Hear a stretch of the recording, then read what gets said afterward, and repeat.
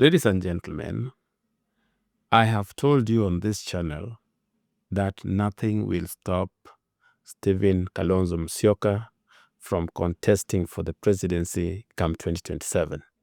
I have shared with you that even though Kalonzo Musyoka is the most unreliable politician in terms of his promises, this time he has no more room to be unreliable.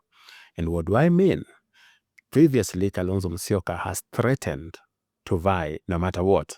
In 2013, the Honorable Kalonzo Musyoka swore to be on the ballot no matter what. He ended up deputizing Raila Odinga. He did threaten, in fact, saying that age was not on his side in 2017, that there was no way he was going to support any other person. It was his time. By then, he was saying he was 63 years old. There was no way he was just going to be there to deputize another person. What happened?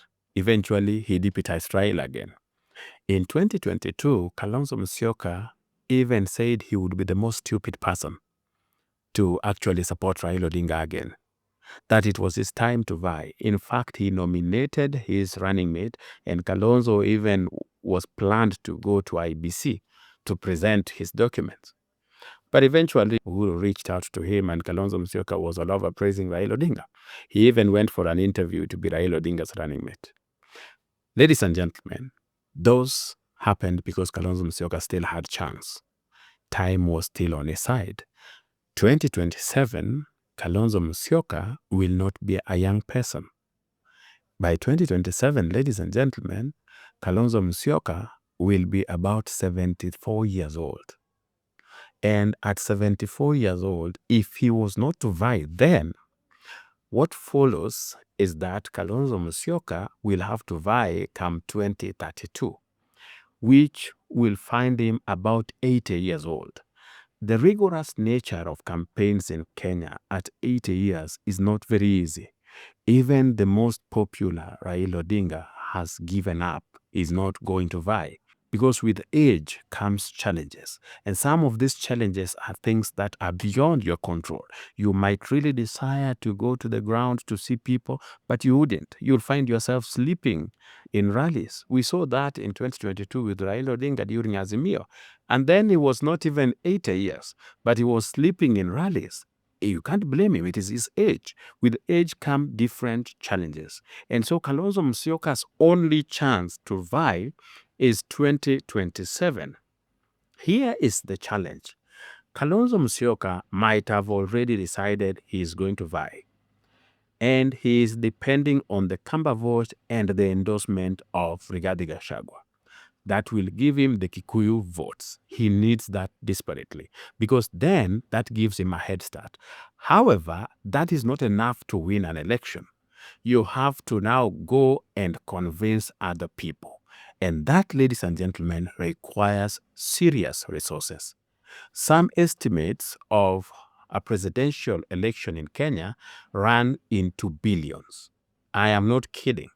You will find that logistic alone, just paying people here and there, might cost you even 5 billion Kenya shillings. And that is not some small money. Estimates show that Kalonzo does not have the financial power to campaign, and neither does Rigathi Gachagua. In fact, these people are not in a good position to campaign on their own. They will need support from elsewhere. And the people that they expected to support them, the people that they expected to endorse them, are none other than Uhuru Kenyatta and Gideon Moi. Here is the big blow to Kalonzo Musyoka. Gideon Moi and Kalonzo Musyoka are friends. Kalonzo Musyoka has been one of the most loyal people to the Moi's family to date. He is very close to Gideon Moi. And by that, he was also now very close to Uhuru Kenyatta. So Kalonzo is close to Gideon Moi. He expected that because of that grudge between Gideon Moi and William Ruto, Gideon Moi was going to spend his resources on supporting Kalonzo Musyoka's campaign so that Kalonzo Musyoka can get rid of William Ruto come 2027. Unfortunately for him, Gideon Moi has been snatched by William Ruto. That, ladies and gentlemen, complicate things for Kalonzo Musyoka. And I wanted you to understand that. Because the only remaining source of campaign fund is Uhuru Kenyatta. And Uhuru Kenyatta, I have told you here, is rather comfortable with William Ruto in power than wasting his resources on Kalonzo Musyoka. And why does he feel so? Uhuru Kenyatta did everything in the last election to undermine William Ruto and ensure that William Ruto does not win. Then he had state power, not just the money. He had state power. He had all the machineries to frustrate William Ruto at every level. And he did not spare it. He used it. When I hear some people saying that Uhuru Kenyatta played Raila Odinga, I'm like, you are very naive politically. Because if you were an insider, you would know the great lengths Uhuru Kenyatta went to frustrate William Ruto and ensure that Raila Odinga won the election. In fact, Raila Odinga would have not gotten that much vote if it were not for the state machinery that was deployed in his favor. That Uhuru Kenyatta later realized that he was not a match to William Ruto, even though he had state machineries. William Ruto still won elections. It really confused him.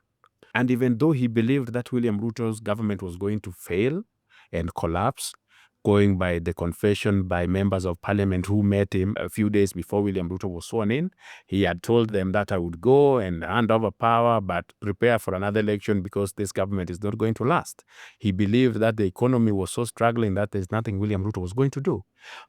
William Ruto still succeeded and made Kenya stable. Kenya did not default on a single loan, even though Uhuru expected that that was going to be William Ruto's problems. He fixed a few things here and there that nobody expected him to do. So this is somebody Uhuru Kenyatta is not willing to dare again. If you cannot defeat this person when you are in power with state machineries and he's a nobody, how then do you defeat him when now he has the power, he has the energy, and he's still the same guy? Very, very serious mobilizer, a very intelligent politician. So Uhuru Kenyatta would rather play safe, and that is why I think he's endorsing Matiang'i. If these people refuse to support Matiang'i, then Matiang'i vies and has a deal with William Ruto.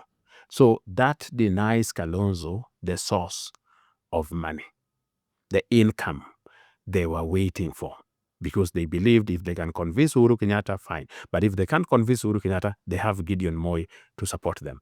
And without that Gideon Moi in the picture, Kalonzo will now have to depend on well-wishers to mount a campaign. And I'm telling you here, it is very expensive to campaign as president.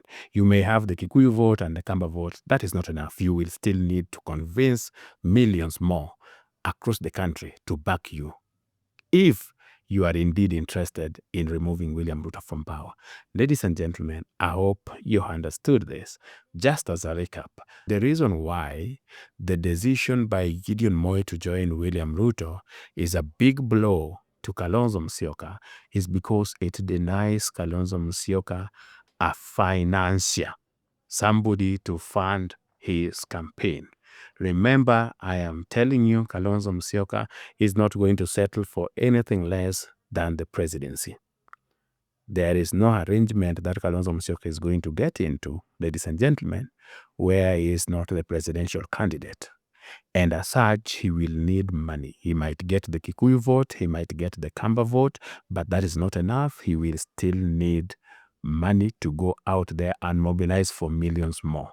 And without Gideon and Uhuru Kenyatta in the picture, Kalonzo's sources in terms of campaign finances are becoming narrower. I don't think Rigathi Gachagua has what it takes to fund a campaign. He doesn't. That is why you see them moving just locally from Rongai to Mount Kenya to Kambani. Nothing else. If they go far, it is on the invitation of one Natembea in Western. They can't go far. It's very expensive to campaign. ladies and gentlemen. I hope you found value in this video. If you did, let me know in the comment section. Otherwise, like this particular video, subscribe to our channel, and if you want to know why Kalonzo Musyoka is yet to be president, ladies and gentlemen, watch this video.